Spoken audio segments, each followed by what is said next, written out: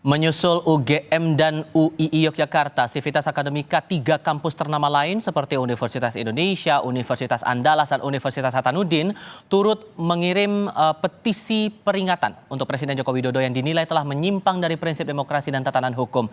Mengapa gelombang petisi dari kalangan kampus tertuju pada Presiden kurang dari 2 pekan pelaksanaan pemilihan Presiden? Lalu bagaimana seharusnya Presiden menjawab gelombang petisi ini? Kami diskusikan bersama dengan para narasumber. Bergabung saat ini Guru Besar Universitas Indonesia Harkristuti Harkrisnowo, lalu Ketua Relawan Prabowo Mania Immanuel Ebenezer, dan pengamat politik Ikrar Nusa Bakti. Selamat sore semuanya, apa kabar?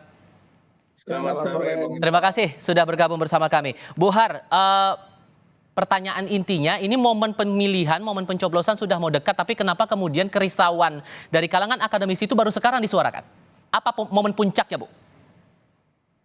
Ya, kami berharap bahwa dengan kemarin-kemarin kan sudah banyak sekali ya kritikan dan juga catatan-catatan bagi kondisi yang ada. Dan kami waktu itu juga sudah melihat bahwa mahasiswa dan teman-teman dari akar rumput sudah bergerak. Akan tetapi ternyata tidak menerbitkan reaksi yang positif yang kami harapkan. Ya, karena itu sebabnya kami merasa bahwa mungkin sudah saatnya kami yang sudah tua-tua ini, yang kita sudah over the hill ya, para guru besar mengingatkan kembali kepada para pejabat untuk kembali kepada hati nurani, untuk kembali pada integritas, untuk kembali pada etika dan moral yang selama ini kita sanjung-sanjung di negara kita ini. Dan itu juga karena kami sebagai Dewan Guru Besar punya tugas utama adalah bagaimana memastikan diterapkannya etika terutama akademik di kampus. Akan tetapi tentu saja tugas kami tidak terbatas di kampus. Kami juga punya tugas untuk menyebarluaskan etika ini di seluruh wilayah Indonesia. Tapi contoh apa yang kemudian membuat kerisauan dari kalangan Sivitas Akademika UI ini makin memuncak sampai akhirnya baru keluar petisi itu di tadi pagi, Bu, di kampus. Tapi jawabnya nanti ya. Para narasumber juga kami harapkan tetap bersama kami. Saudara, kami masih akan lanjutkan diskusi usai jeda berikut.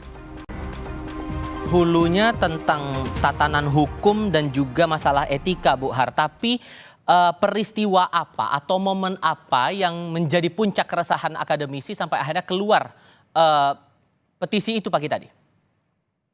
Sebenarnya bukan waktu ini ya, akan tetapi memang kami sudah lama merasa gundah gulana melihat kondisi yang ada. Akan tetapi memang kami di dalam guru besar itu kan selalu ada dalam rapat-rapat pleno ya, kita membicarakan apa yang mesti kita lakukan.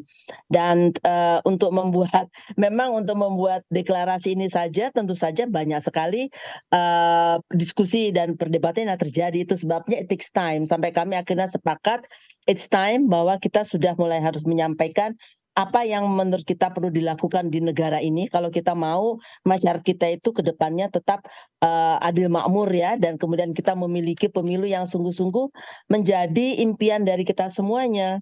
Karena kita selama ini sudah dikenal sebagai, di tingkat nasional dikenal sebagai satu negara yang full-fledged demokrasi. Dan ini kita raih dengan susah payah, berpuluh tahun lamanya gitu ya, dan kita mau ini tetap dipertahankan dan tidak kemudian hilang begitu saja. Dan saya berharap bahwa tentu saja Pak Noel dan Pak Ikrar sepakat dengan saya ya.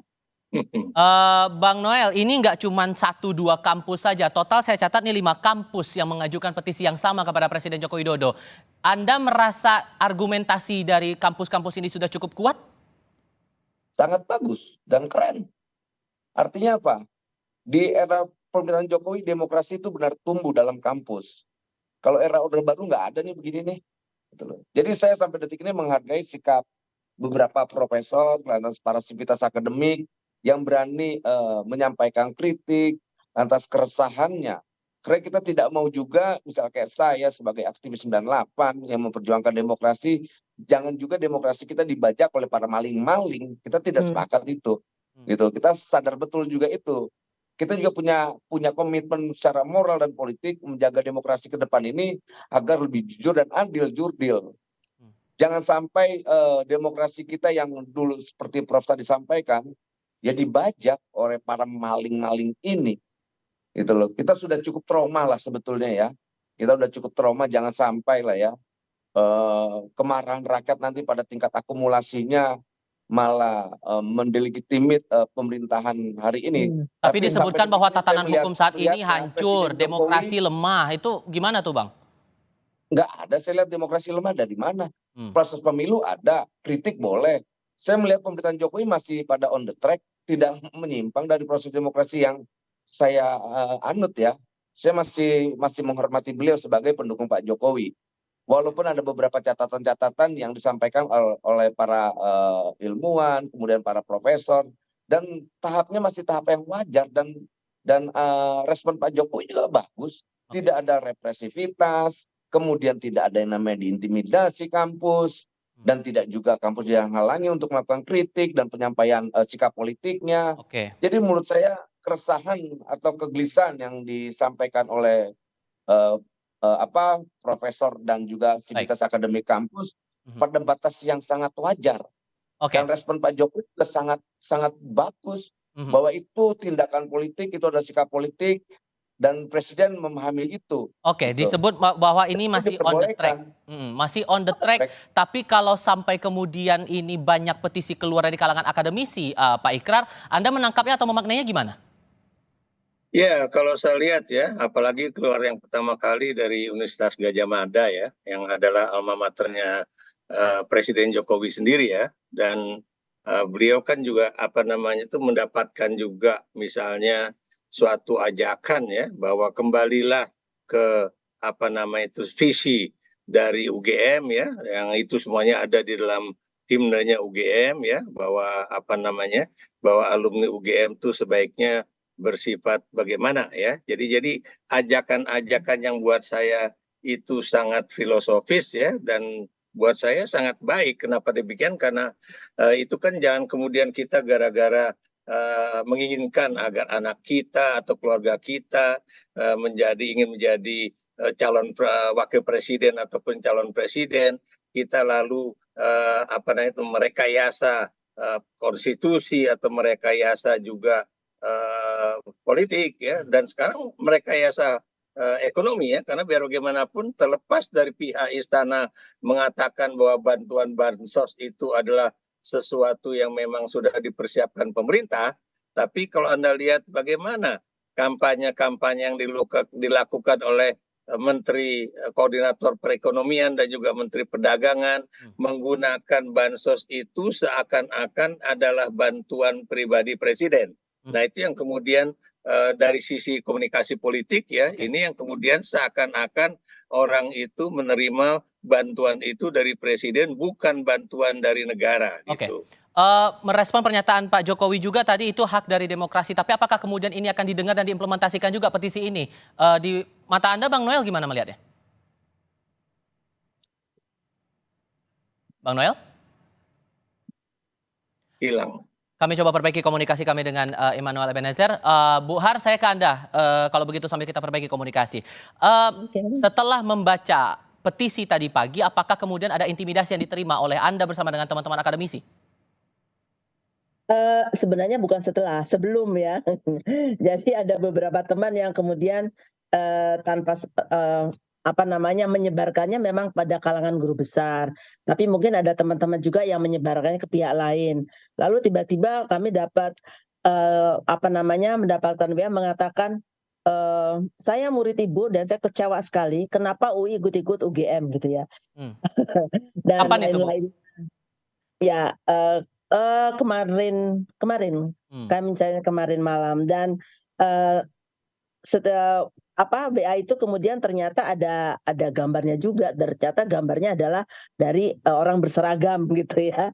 Nah, buat kami walaupun kami Dewan Guru Besar tidak takut akan ancaman begitu. Karena kami semua mengajar di mana-mana ya, termasuk mengajar di Unhan, di berbagai Unjan dan segala macam. Jadi kami biasa bergaul dengan aparatur dengan yang berseragam. Tapi cara itu yang kami jawab adalah ini adalah bagian dari kami untuk menyampaikan kebebasan akademik kami. Baik, di satu sisi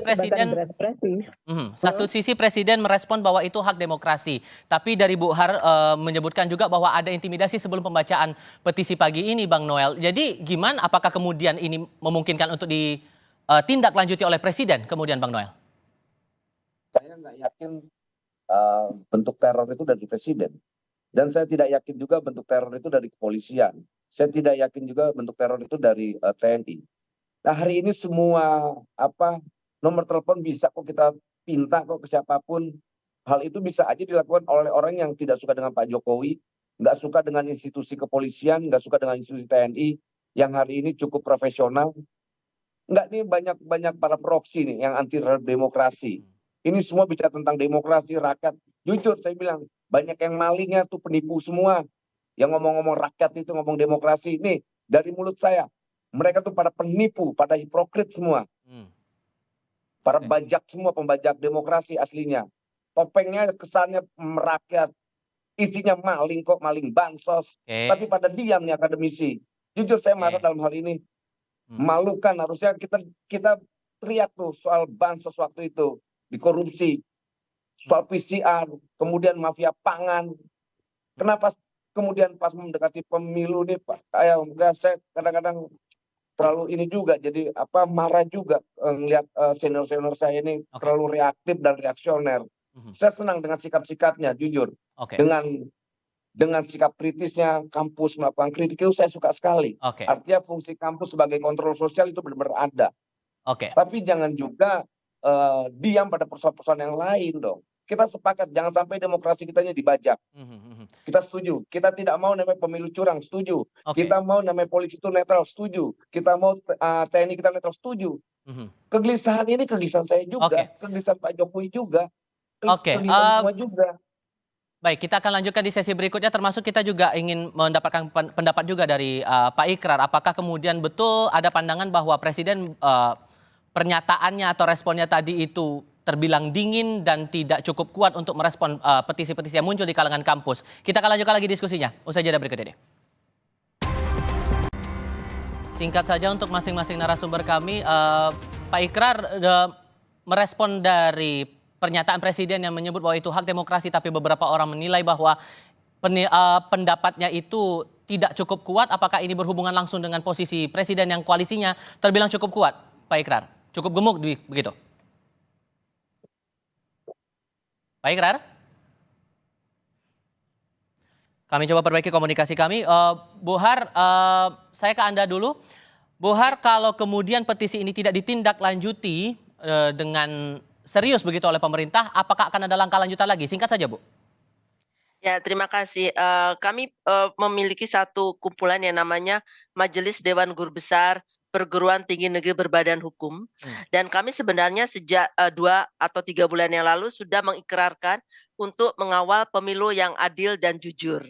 Jadi kami nanti akan sekali lagi mengingatkan bahwa ini bukan hanya pandangan dari 1, 2, 3 universitas, tapi memang seluruh perguruan tinggi yang ada di Indonesia merasa concern dengan apa yang terjadi pada saat ini.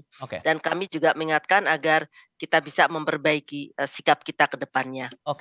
Kondisi politik atau dukungan politik Presiden yang terbilang gemuk, terbilang cukup besar saat ini yang membuat akhirnya beberapa orang menilai posisi Jokowi merespon petisi ini dibilang datar-datar saja. Pak Ikrar gimana melihatnya? Ya, sebetulnya itu tanpa kita melihat apakah elektabilitas dari paslon nomor 2 itu tinggi atau tidak tinggi ya, itu sebetulnya pikiran-pikiran mengenai etika dan kemudian juga moral politik itu sudah berkembang jauh ya. Bahkan itu sejak nama Gibran masuk sebagai calon wakil presiden dan waktu itu belum didaftarkan di KPU ya. Kalau Anda masih ingat ya, tidak sedikit orang ya yang kemudian mengkritik bagaimana mungkin kemudian Mahkamah Konstitusi itu mengubah pasal yang seharusnya bukan menjadi otoritas dari Mahkamah Konstitusi karena itu kan open legal policy. Jadi sebetulnya kalau tidak ada faktor Gibran, saya yakin tidak akan ada keributan di dalam pemilu 2024 ini begitu. Apakah kemudian relawan akan mengingatkan Jokowi untuk itu? Mengingat ini petisi makin ramai dan tidak tertutup kemungkinan akan ada petisi lain, Bang Noel? Ya nggak apa-apa, kan bagus. Artinya demokrasi itu benar-benar ada. Ngapa harus diingatkan? Selama kegelisahan itu masih pada tahap yang logis ya nggak apa-apa. Kan tidak dilarang. Kecuali Pak Jokowi melarang yang namanya kampus melakukan kritik. Kita akan lawan tuh kalau begitu. Oke. Selama ini kan tidak. Pak Jokowi menganggap ya itu bagian dari demokrasi. Artinya apa? Presiden Jokowi menghargai sikap politik dan pandangan demokratik para kampus dan akademisi Baik. dan sivitas akademik. Apa yang harus dikhawatirkan, apa yang harus digelisahkan. Oke. Karena gini, saya khawatir gerakan-gerakan ini malah gerakan partisan, gitu loh. Saya khawatir itu bukan lagi gerakan moral sebagai kampus, sebagai akademik. Oke. Karena ini kan kita tahu semua mana orang ini pendukung A, pendukung B, kita tahu semua kok, Oke. gitu loh. Terima kasih banyak untuk perspektif yang dibagikan pada hari ini, Ibu Har. Terima kasih, Bang Noel. Terima kasih, Sama-sama. dan Pak Ikra juga terima kasih sudah berdiskusi bersama kami. Selamat sore Yo, semuanya. Sehat makasih selalu. sama-sama. Profesor.